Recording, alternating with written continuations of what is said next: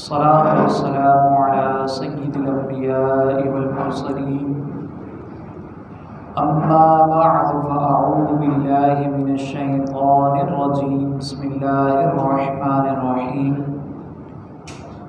قال الله تبارك وتعالى في القرآن المجيد والفرقان الحميد قل هل يستوي الذين يعلمون والذين لا يعلمون صدق الله العلي العظيم وقال الله تبارك وتعالى في شان حبيبه إن الله وملائكته يصلون على النبي يا أيها الذين آمنوا صلوا عليه وسلموا تسليما صلى الله على النبي الأمي وآله صلى الله عليه وسلم صلاة وسلاما عليك يا سيدي يا رسول الله۔ الحمدللہ تعالی آج 25ویں شب ہے اور اللہ تبارک و تعالیٰ کے کرم سے ہم یہاں پر اللہ اور اس کے رسول کا ذکر کرنے کے لیے حاضر ہیں۔ اولا تو میں حضرت کا شکر گزار ہوں کہ انہوں نے یہاں پر دعوت دی اور مجھے یہ موقع عنایت فرمایا کہ میں آپ کے سامنے کچھ گفتگو کروں، اور دعا ہے کہ اللہ تعالیٰ نے حضرت نے جو میرے متعلق فرمایا اللہ تعالیٰ مجھے ایسا بنا دے۔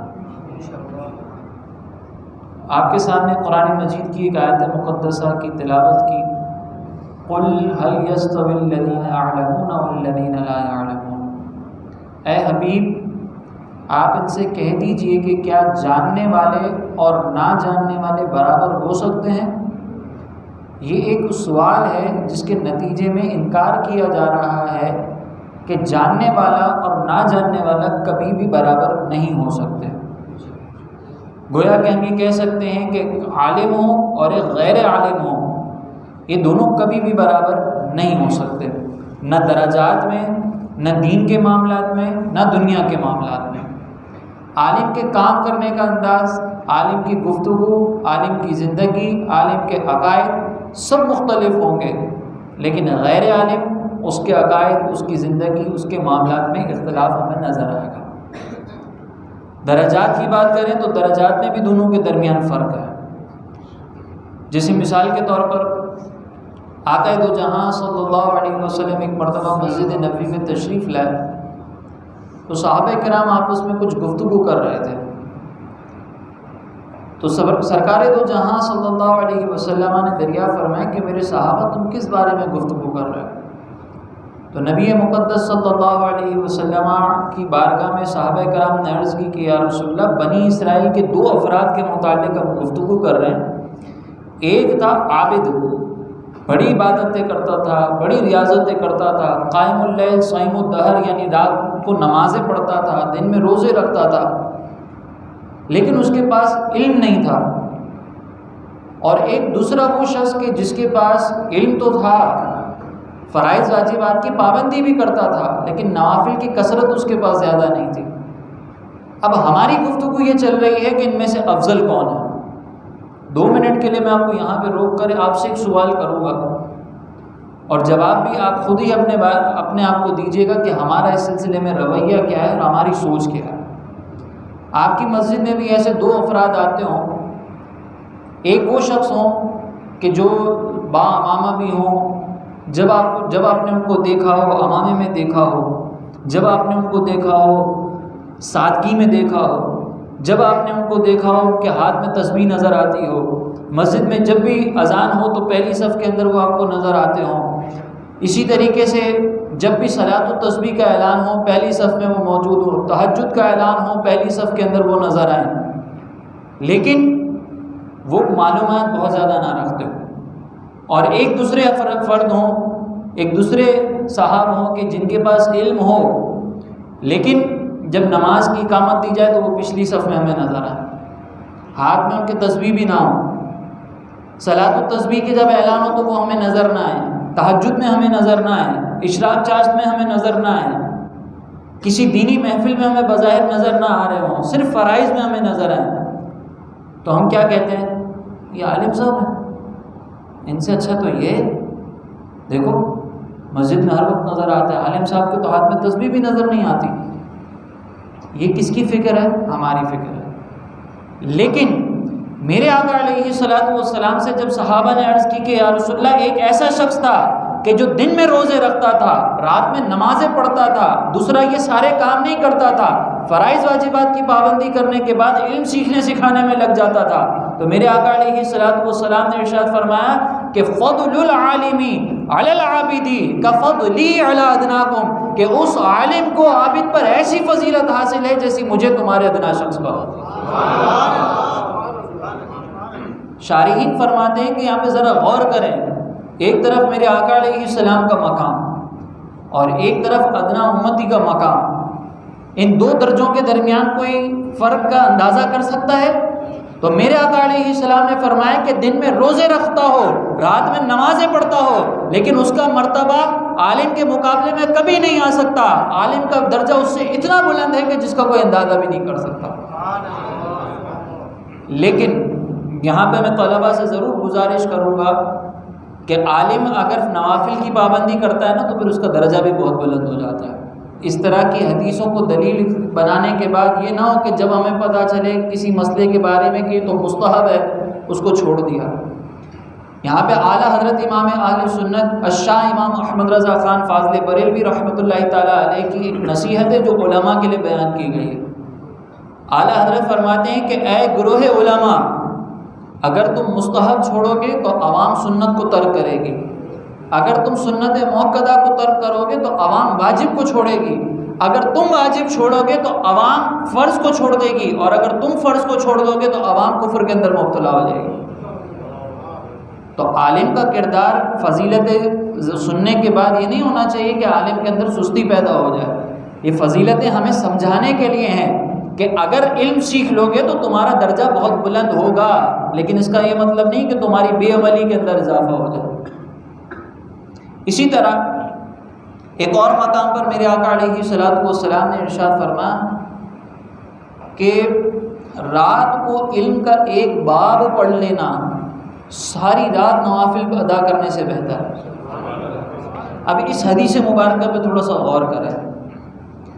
رات کو علم کا ایک باب پڑھ لینا، مثال کے طور پر ہم یوں سمجھ لیں کہ آپ نے کسی عالم دین کی اردو کی کتاب پڑھنا شروع کر دی، اس سے علم سیکھ رہے ہیں، اس میں قرآنی آیت کو ٹچ نہ کریں تو وضو کی حاجت نہیں ہے۔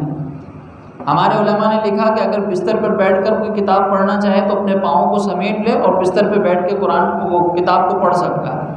یہ بھی ایک اچھا عمل نہیں لیکن کر سکتا ہے، جائز ہے۔ اور دوسری طرف سرکار علیہ السلام نے کیا فرمایا؟ ساری رات عبادت، علم کا ایک باب پڑھنا ہے آدھا گھنٹہ لگے گا، اور ساری رات عبادت بہت مشقت والا کام ہے۔ سردی کی راتیں ہوں تو ایک شخص کمبل میں بیٹھ کر علم کا ایک باب پڑھ رہا ہے، اس کو نہ وضو کی حاجت ہے نہ کمبل سے باہر نکلنے کی حاجت ہے، لیکن جسے عبادت کرنی ہے اس کو اپنا بستر بھی چھوڑنا پڑے گا، جا کے وضو بھی کرنا پڑے گا، اور پھر جا کر ساری رات مصلی پہ بھی کھڑا رہنا پڑے گا۔ سرکار علیہ السلام نے فرمایا کہ بھلے ساری رات مصلی پہ کھڑا ہے لیکن اس کا درجہ اس شخص تک نہیں پہنچ سکتا جو علم سیکھ رہا ہے۔ یہاں پر میں ایک اور چیز ذکر کروں گا کہ ایک مرتبہ امام شافعی رحمۃ اللہ تعالیٰ علیہ کی بارگاہ میں ایک شخص حاضر ہوا علم سیکھنے کے لیے، تو دیکھا کہ امام شافعی کے پاس اس نے جو ہے وہ تہجد کی نماز کے اندر پانی رکھ دیا وضو کے لیے۔ اس نے تہجد کی نماز ادا کی، دیکھا تو وہ پانی ایسے کا ایسے ہی رکھا ہوا ہے۔ امام شافعی جو ہے وہ آرام فرما رہے تھے، وہ حیرت میں مبتلا ہو گیا کہ امام شافعی اور تہجد کی نماز نہیں ادا کی انہوں نے۔ پھر جب فجر کی اذان ہوئی وہ بھی نماز پڑھنے گئے، امام شافعی بھی نماز کے لیے گئے، واپس آ کے دیکھا تو پانی اپنی جگہ پر موجود۔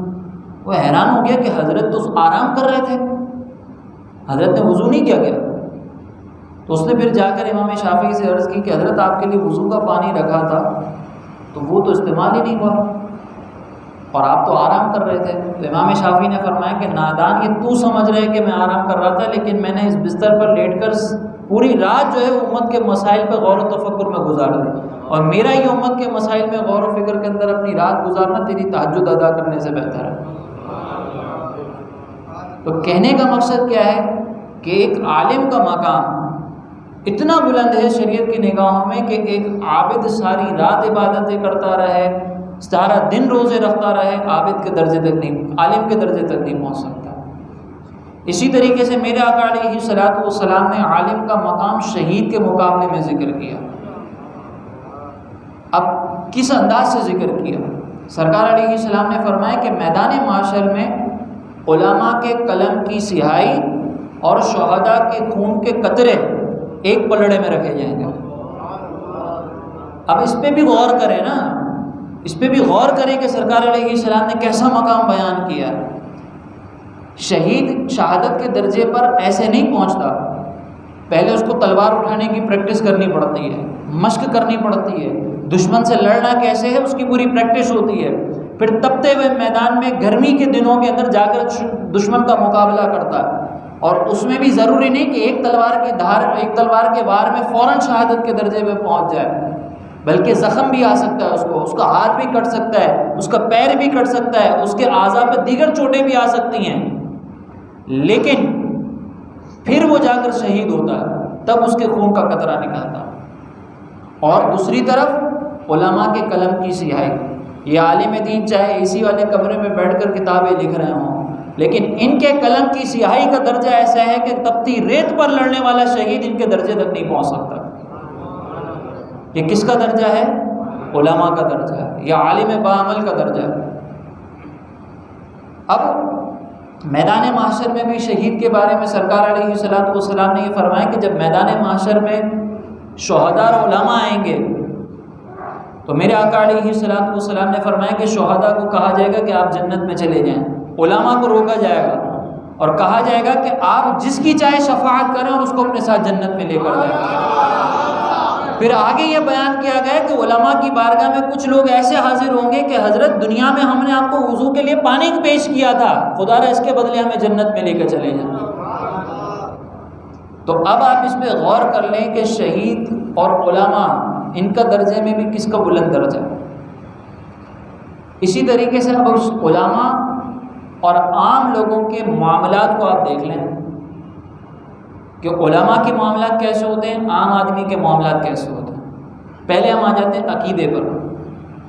اللہ تعالیٰ نے فرمایا نا برابر نہیں ہو سکتے۔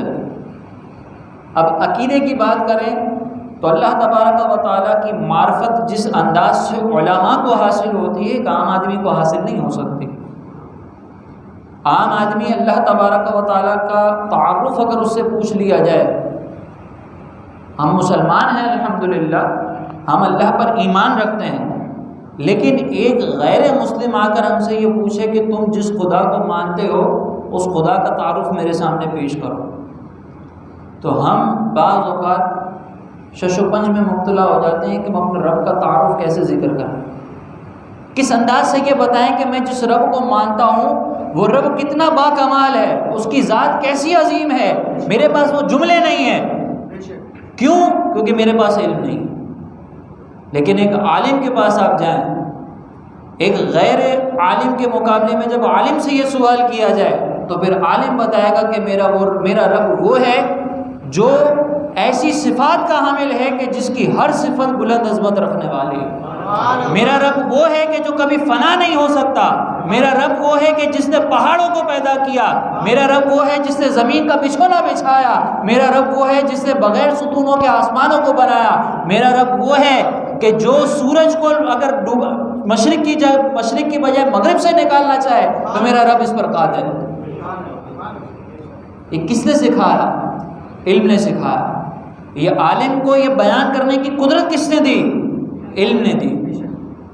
تو ایک عالم جب اس سے سوال کیا جائے اس کے عقیدے کے متعلق تو وہ زبردست انداز میں سامنے والے کو جواب دے سکتا ہے، لیکن ایک غیر عالم وہ بعض اوقات شرمندگی کے اندر مبتلا ہو جاتا ہے۔ اسی لیے اللہ نے فرمایا کہ عالم اور غیر عالم برابر نہیں ہو سکتے۔ یوں ہی آپ آجائیں نماز کے معاملات کے اندر، عبادات میں، عبادت کے اندر جب ایک عالم نماز پڑھ رہا ہوتا ہے تو اس کا خشوع و خضوع بڑے کمال کا ہوتا ہے، اس کو مسائل بھی سارے معلوم ہوتے ہیں، وہ نماز کے ظاہری آداب کو بھی ملحوظ رکھ سکتا ہے، باطنی آداب کو بھی ملحوظ رکھ سکتا ہے، لیکن غیر عالم بعض اوقات اس میں خطا کے اندر مبتلا ہو جاتا ہے۔ امام غزالی رحمۃ اللہ تعالیٰ علیہ فرماتے ہیں کہ ایک غیر عالم عابد، یعنی جس کے پاس علم نہ ہو وہ عبادت کرے تو وہ ایسا ہے کہ جیسے شیطان کے ہاتھ میں کھلونا۔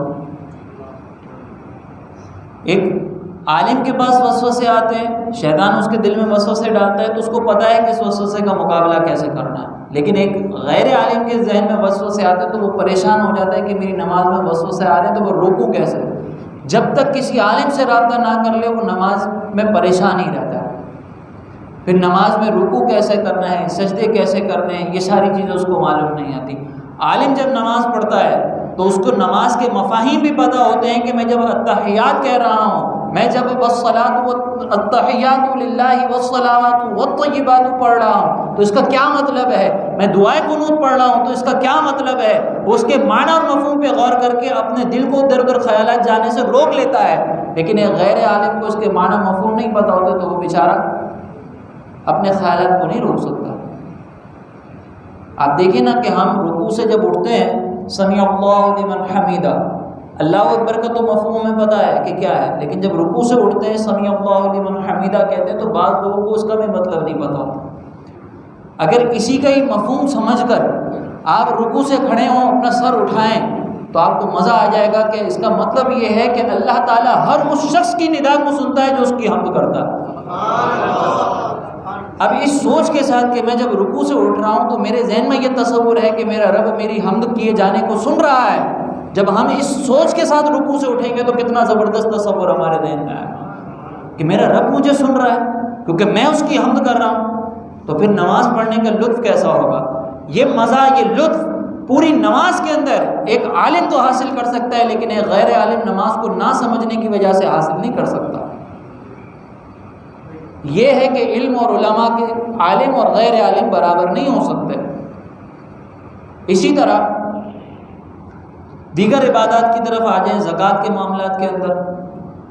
اب زکوٰۃ کے مسائل جب ہوتے ہیں اور زکوٰۃ ابھی ادا کرنی ہے تو بیچارے کئی لوگ ایسے ہوتے ہیں جو علیحدہ میرے یہ 5,000 میں نے علیحدہ رکھے، یہ 10,000 علیحدہ رکھے، یہ 15,000 علیحدہ رکھے، یہ 25,000 علیحدہ رکھے، اور پھر سب پہ دیکھتے ہیں کہ اس 5,000 پہ پورا سال گزرا کہ نہیں گزرا، اس 10 پہ پورا سال گزرا کہ نہیں گزرا، اور وہ حساب و کتاب کے اندر ہمیشہ پریشان نظر آتے ہیں کیونکہ انہوں نے صحیح سے سیکھا ہی نہیں کہ زکوٰۃ کا آسان حساب کیسے کیا جا سکتا ہے، حالانکہ اس طریقے سے حساب کرنے کا شریعت نے حکم دیا ہی نہیں ہے۔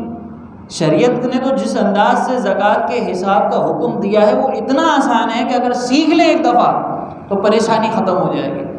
تو جب عالم کو زکوٰۃ ادا کرنی ہوتی ہے تو وہ پریشانی کے اندر مبتلا نہیں ہوتا، وہ فوری طور پر اپنے زکوٰۃ کا حساب کر کے مال غربا تک پہنچا دیتا ہے۔ لیکن غیر عالم وہ بیچارہ پریشانی کے اندر ہی مبتلا رہتا ہے کہ میرے پاس موبائل بھی ہے، میرے پاس گاڑی بھی ہے، میرے پاس اسکوٹر بھی ہے، تو پتہ نہیں کس کس چیز پہ زکوٰۃ بنے گی۔ وہ ایک عالم دین کو فون کرتا ہے، وہ بیچارے رمضان میں مصروف ہوتے ہیں، جواب نہیں دے پاتے، دوسرے کو کرتا ہے، تیسرے کو کرتا ہے، کیوں کہ پریشان ہو رہا ہے؟ علم نہ ہونے کی وجہ سے۔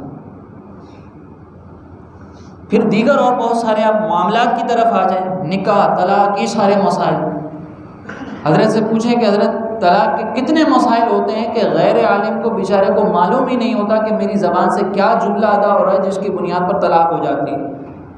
لیکن عالم، جھگڑا بھی اگر ہوتا ہے نا، جھگڑا تو سب کے درمیان ہو سکتا ہے نا، اب عالم ہے تو اس کی زوجہ، یہ ضروری نہیں ہے کہ عالم ہے تو اس کی زوجہ جو ہے نا وہ عالم گھر میں جائے گا نا تو زوجہ اس کو ماشاءاللہ وہی ملے گی جو غیر عالم کو ملتی ہے۔ زوجہ عالمہ بھی ہو نا تو اس کا انداز غیر عالمہ والا ہوتا ہے، اور پھر خود عالم کا معاملہ بھی زوجہ کے ساتھ غیر عالم والا ہی ہوتا ہے۔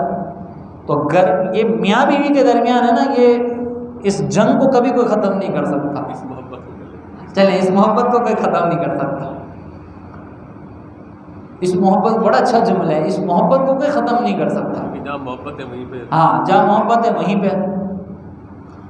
اور یہ کوئی بری بات نہیں ہے، یہ جب ایک ساتھ رہتے ہیں، ایک دوسرے کی رائے سے اختلاف کرتے ہیں، اور آپ غور کریں، یہ حضرت نے بہت اچھا لقمہ دیا ہے کہ ایک دوسرے کی رائے سے اختلاف ہونا اور پھر بھی ساتھ رہنا، اور پھر بھی تھوڑی دیر جھگڑا ہوتا ہے، پھر اس کے بعد واپس وہی ہنسی خوشی، جیسے بچے آپس میں لڑتے ہیں نا اور تھوڑی دیر بعد ساتھ بھی کھیل رہے ہوتے ہیں، ایسا میاں بیوی کا مسئلہ ہوتا ہے۔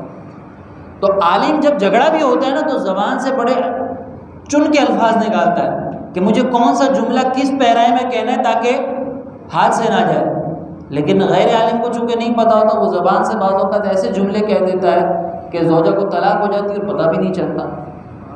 میں صرف سمجھانے کے لیے کہہ رہا ہوں، فیصلہ مت کیجیے گا. اگر کسی نے ایسا کوئی معاملہ کیا ہو تو پوچھ لیجیے گا. مثال کے طور پر اپنی زوجہ کو غصے میں یہ کہہ دیے کہ جا دفع ہو جا، اپنے باپ کے گھر چلی جا. بعض صورتوں میں اس جملے سے بھی طلاق ہو جاتی ہے، اس جملے سے بھی ہو جاتی ہے. اگر کسی نے یہ جملہ استعمال کیا ہو تو وہ پوچھ لے کہ بھئی ان حالات میں، ان سینیریو میں کیا تھا تو حضرت انشاءاللہ پھر آپ کو بتا دیں گے. تو کہنے کا مقصد کیا ہے کہ عالم کا جھگڑا اور غیر عالم کا جھگڑا اس میں بھی برابر نہیں ہو سکتے، اس میں بھی برابر نہیں ہو سکتے. عالم کو کاروبار کرنا ہو، غیر عالم کو کاروبار کرنا ہو. تو اب غیر عالم یہ کہتے ہیں کہ میں مارکیٹ میں تو یہ معاملہ چل رہے ہیں، میں کیا کروں، مجھے تو یہ کرنا پڑے گا. لیکن عالم یہ کہتا ہے کہ مارکیٹ میں اگر یہ معاملہ چل رہے ہیں تو میں دوسرے راستے سے اس چیز کو اختیار کر سکتا ہوں. جس کو ہم یہ کہتے ہیں کہ میں مولوی تو چوراہے پہ کھڑا ہوتا ہے، جہاں پھنستا ہے وہاں سے نکل جاتا ہے. وہ مولوی چوراہے پہ نہیں کھڑا ہوتا. یہ علم کی برکتیں ہیں کہ شریعت نے اس کو ایسی زبردست معلومات فراہم کی ہے کہ وہ ہر ماحول میں دائرہ شریعت میں رہ کر اپنے آپ کو ایڈجسٹ کر سکتا ہے. جس کو یہ اعتراض ہے کہ مولوی چوراہے پہ کھڑا ہے تو بھائی خود مولوی بن کے روڈ چوراہے پہ آ جاؤ نا. گھر پہ بیٹھ کر یہ کہتے رہو گے کہ گاڑی ہمیں چلانے نہیں آتی، مولوی کو چلانے آتی ہے، کہیں پہ بھی ٹرن کر لیتا ہے. گاڑی سیکھو، چلاؤ روڈ پر، اور جس چوراہے پہ جاؤ ٹرن کرو. تو کہنے کا مقصد یہ ہے کہ جب غیر عالم کے معاملات ہوتے ہیں وہ بیچارہ پھنس جاتا ہے، لیکن عالم کے جب معاملات ہوتے ہیں نا تو وہ رزق حلال طیب طاہر کماتا ہے اور اسی مارکیٹ کے اندر بیٹھ کر کماتا ہے. یہ ساری چیزوں کو بیان کرنے کا مقصد یہ ہے کہ ہم علم کی طرف رغبت اختیار کریں، عالم بنیں، مفتی بنیں. آپ کے پاس ماشاءاللہ یہاں پہ ایک جامعہ تعمیر کیا گیا ہے، حضرت کی نگرانی میں چل رہا ہے، 4تھا درجہ اس کا شروع ہونے والا ہے اس سال. تو گویا کہ یوں سمجھ لیں کہ 3 سال تو گزر گئے، 4تھے سال کا آغاز ہو رہا ہے اور ابھی تک اگر آپ نے داخلہ نہیں لیا تو پھر آپ کے لیے تو محروم ہی ہے. نبی کریم علیہ السلام نے ارشاد فرمایا کہ جب تم تقسیم، وہ حدیث مبارکہ ہے کہ سرکار علیہ السلام نے فرمایا کہ جب دولت تقسیم ہو رہی ہے اس کا مفہوم یہ ہے تو وہاں سے کچھ چن لیا کرو. تو صحابہ کرام نے عرض کی کہ یا رسول اللہ کیا مطلب اس کا؟ تو سرکار علیہ السلام نے فرمایا کہ جب علم کی مجلس لگے تو اس میں سے کچھ حصہ لے لیا کرو. یہ مفہوم ہے حدیث مبارکہ. تو کہنے کا مقصد یہ کہ علم کی مجلس آپ کے پاس تقسیم ہو رہی ہے، علم آپ کو سکھایا جا رہا ہے، لیکن اس کے باوجود اگر ہم محروم رہیں تو یہ کتنی بڑی ہمارے لیے بدبختی ہے. جنت کے میوے تقسیم ہو، غالباً اس طرح کا حدیث کا مفہوم ہے کہ جب جنت کے میوے تقسیم ہو تو اس میں سے کچھ چن لیا کرو. تو صحابہ نے عرض کی کہ جنت کے میوے کیا ہیں؟ تو نبی کریم علیہ السلام نے فرمایا علم کی مجلس ہے. اور یہ علم کی مجلس ایسی برکت والی ہے، ایسی برکت والی ہے کہ آپ اس کا اندازہ بھی نہیں کر سکتے. آپ قرآن پڑھ رہے ہوں گے، جب آپ درس نظامی کریں گے تو قرآن پڑھیں گے جلالین کی صورت میں، ساوی کی صورت میں، دیگر تفسیر کی کتابیں ہوں گی، بخاری پڑھ رہے ہوں گے، مشکات پڑھ رہے ہوں گے، مسلم پڑھ رہے ہوں گے، ترمذی پڑھ رہے ہوں گے. ہم نے ان حدیثوں کے ہو سکتا ہے نام، کتابوں کے نام بھی نہ سنے ہوں کبھی، لیکن جب آپ درس نظامی کی طرف آئیں گے، علم کی طرف آئیں گے تو آپ یہ کتابیں پڑھ رہے ہوں گے. نام سننا تو بہت دور کی بات، کتاب کو چھونا تو بہت دور کی بات، کھول کے دیکھنا تو بہت دور کی بات. آپ اس کی حدیثیں پڑھ بھی رہے ہوں گے، سمجھ بھی رہے ہوں گے اور پھر لوگوں کو بیان بھی کر رہے ہوں گے. آپ علم سکھانے والے بھی بن سکتے ہیں. ہم بھی جب درس نظامی ہم نے آغاز کیا تھا تو کبھی وہم و گمان میں بھی نہیں تھا. ہمیں جب کہا جاتا تھا نا کہ آپ بھی لوگوں کو سکھا رہے ہوں گے، آپ بھی بیانات کر رہے ہوں گے، آپ بھی میڈیا پہ بیٹھے ہوں گے، تو ہم اس وقت ہنستے تھے کہ یار یہ کہاں یہ خواب دکھائے جا رہے ہیں، کہاں یہ پورے ہو سکتے ہیں. آج وہ جو باتیں کہی گئی تھی پوری ہو رہی ہیں. تو ہمیں نہیں پتا کہ اللہ تعالیٰ نے ہم سے کیا دین کا کام لینا اور کیا نہیں لینا. آگے بڑھیں علم کی طرف. اور جیسے کہ حضرت نے شروع میں گزارش کی کہ ہمیں ایسے علماء کی ضرورت ہے کہ جو لوگوں کے مزاج کو سمجھتے ہوں. ایک وہ عالم دین ہے، مقام اس کا بھی بڑا بلند ہے، لیکن وہ لوگوں کے مزاج کو سمجھ نہ سکے تو لوگوں کو صحیح طور پر سمجھا بھی نہیں سکے گا. مثال کے طور پر آج کل ابھی کرپٹو کرنسی کا بڑا مسئلہ چل رہا ہے. تو کئی علماء کے بیانات میں نے سنا، ان کو کرپٹو کے بارے میں صحیح سے معلومات ہی نہیں ہے کہ کرپٹو کیا ہے، بلاک چین کیا ہے، یہ کرپٹو کیسے تیار ہوتی ہے، کیسے مائننگ ہوتی ہے اس کی. جائز ناجائز کا معاملہ تو بہت دور کی بات ہے کہ اس کو جائز قرار دیں یا ناجائز قرار دیں. پہلے اس چیز کے بارے میں معلومات تو حاصل کریں کہ یہ ہے کیا. پھر اس کے اوپر کوئی شرعی حکم لگے گا نا۔ امام محمد رحمۃ اللہ تعالیٰ علیہ بازاروں میں جا کے بیٹھتے تھے، تو لوگوں نے پوچھا کہ حضرت آپ کیوں جاتے ہیں؟ تو کہا کہ میں بازاروں میں اس لیے جاتا ہوں تاکہ مجھے پتہ چلے کہ یہ تجار کس انداز سے تجارت کرتے ہیں، تاکہ پھر میں شرعی حکم بیان کر سکوں۔ تو شرعی حکم بیان کرنے کے لیے پہلے وہاں پر جا کر دیکھنا پڑے گا، آپ کو پہلے اس فیلڈ کے بارے میں معلومات حاصل کرنی پڑے گی، اور اگر نہیں ہے تو منع کر دیں کہ بھائی مجھے اس کے بارے میں معلومات ہی نہیں ہے کہ بلاک چین کیا ہے۔ زبردستی جب آپ کو معلومات پوری نہ ہو اور پھر آپ مسئلہ بیان کریں تو یہ غلط ہے، یہ ظلم ہے۔ اس کا نتیجہ یہ ہوتا ہے کہ پھر جو اس ٹیکنالوجی کے بارے میں آپ سے زیادہ جانتے ہیں اور آپ اوٹ پٹانگ کہیں کہ بھائی یہ بلاک چین کے اندر جو کرنسی تیار کی جاتی ہے اگر یہ ہیک ہو گئی تو کیا ہوگا؟ یہ بلاک چین کی معلومات نہ ہونے کی وجہ سے یہ جملہ کہا جاتا ہے۔ بلاک چین کے اوپر جو بھی پروڈکٹ تیار کی جاتی ہے وہ کبھی ہیک ہو ہی نہیں سکتی۔ اب جس کو ٹیکنالوجی کے بارے میں پتہ ہو اور عالم اس کے سامنے یہ کہے کہ بھئی یہ کرپٹو کرنسی ہیک ہو گئی تو کیا ہوگا، تو بتائیں عالم کو مذاق بنے گا کہ نہیں بنے گا؟ تو ہمیں ایسے علماء کی ضرورت ہے کہ جو یہ جانتے ہوں کہ ہمیں کس طریقے سے فتویٰ دینا ہے، دنیاوی تقاضے کیا ہیں، کس ماحول میں کیا بات کرنی ہے، وہ ساری چیزیں ہمیں معلوم ہیں۔ تو آپ کوشش کریں کہ اپنے بچوں کو، ہمیں شروع میں جو نا وہ بعض، ہم بھی چونکہ اتنی معلومات نہیں رکھتے تھے تو بعض غیر تربیت یافتہ دینداروں نے ہمیں دنیاوی تعلیم سے بہت روکا کہ بھائی آپ حاصل نہ کریں، یہ نہ کریں۔ پھر کچھ عرصے کے بعد جب خود گھسے تو سمجھ میں آ گیا کہ بھائی دنیاوی تعلیم تو حاصل کرنی چاہیے۔ تو آپ اپنے بچوں کو دین کی طرف آتے وقت یہ مت کہیں کہ بیٹا کالج یونیورسٹی میں کیا رکھا ہے۔ اگر آپ کو اسلامک اسکول بھی تعمیر کرنا ہے تو کالج یونیورسٹی کی تعلیم کے بغیر کر سکیں گے؟ نہیں۔ آپ کہیں بھائی ہمارے یہاں اسلامک اسکول نہیں ہے، تو اسلامک اسکول کیسے بنے گا؟ عالم دین کو تو پتہ ہی نہیں کہ دنیا میں کیا چل رہا ہے، اس کو تو پتہ ہی نہیں کہ کورس کیسے مرتب کرنا ہے، اس کو تو پتہ ہی نہیں ہے کہ اسلامک اسکول کے اندر ایکٹیویٹیز کیسے کروانی ہے، کس طریقے کا ماحول آج کل چل رہا ہے کہ جس کی وجہ سے ہم کیپچر کر سکتے ہیں مارکیٹ کو اور دین کی طرف لا سکتے ہیں، یہ پتہ ہی نہیں۔ تو پڑھے لکھے عالم بنے، آپ کے پاس اگر دنیا کی معلومات ہے اور پھر دین کی معلومات بھی آ جائے گی، پھر آپ دیکھیے گا کہ آپ کا انداز کیسا ہوگا۔ کئی ایسے لوگ ہیں کہ جن کو، جو چارٹرڈ اکاؤنٹنٹ ہیں، وہ جب زکوٰۃ کے بارے میں بات کرتے ہیں تو وہ زکوٰۃ کے مسائل ایک بزنس مین کو ایسے سمجھاتے ہیں کہ وہ بزنس مین کو فوراً سمجھ میں آ جاتا ہے، کیونکہ وہ خود بھی بزنس کی لائن میں ہے نا، وہ ان کی ٹرم کے اندر بات کر رہے ہوتے ہیں، ان کی اصطلاح کے اندر گفتگو کر رہے ہوتے ہیں۔ اسی لیے اپنے بچوں کو دین کی تعلیم بھی A1 دلائیں اور دنیا میں بھی ان کو پیچھے مت رکھیں۔ دنیا میں بھی ان کو ایسا پکا بنائیں کہ اگر کوئی دنیا کے بارے میں ان سے بات کرے تو انہیں پتہ ہو کہ دنیا میں کیا چل رہا ہے، اور جب دین کے بارے میں بات کرے تو وہ گائیڈ لائن بھی اچھا انداز سے۔ اسی لیے آخر میں ایک مرتبہ میں پھر آپ سے حضرات سے گزارش کروں گا کہ آپ کے پاس یہ موقع ہے، اس موقع سے فائدہ اٹھائیں، علم سیکھیں، علم کی طرف خود بھی ہیں، اپنے گھر والوں کو بھی لے کر آئیں۔ درس نظامی مکمل نہیں کر سکتے، شارٹ کورسز ہوتے ہیں تو اس میں داخلہ لیں۔ آپ صرف زکوٰۃ کے مسائل سیکھنے کے لیے آ جائیں، صرف روزے کے مسائل سیکھنے کے لیے آ جائیں، صرف نماز کے مسائل سیکھنے کے لیے آ جائیں، آئیں تو صحیح۔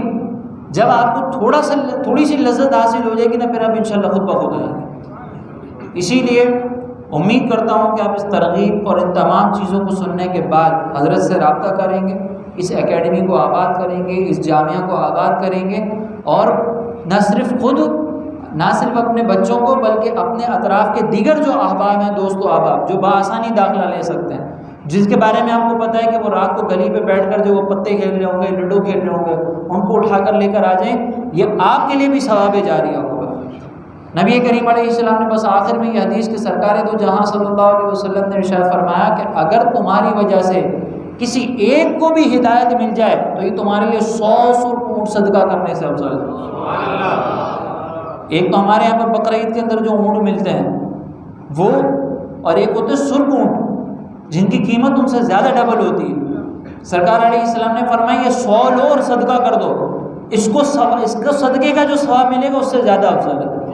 کتنے لوگوں کو لانا ہے؟ ایک کو، اور اگر آپ 2 کو لے کر آئیں، 3 کو لے کر آئیں تو پھر آپ حساب کرتے چلے جائیں۔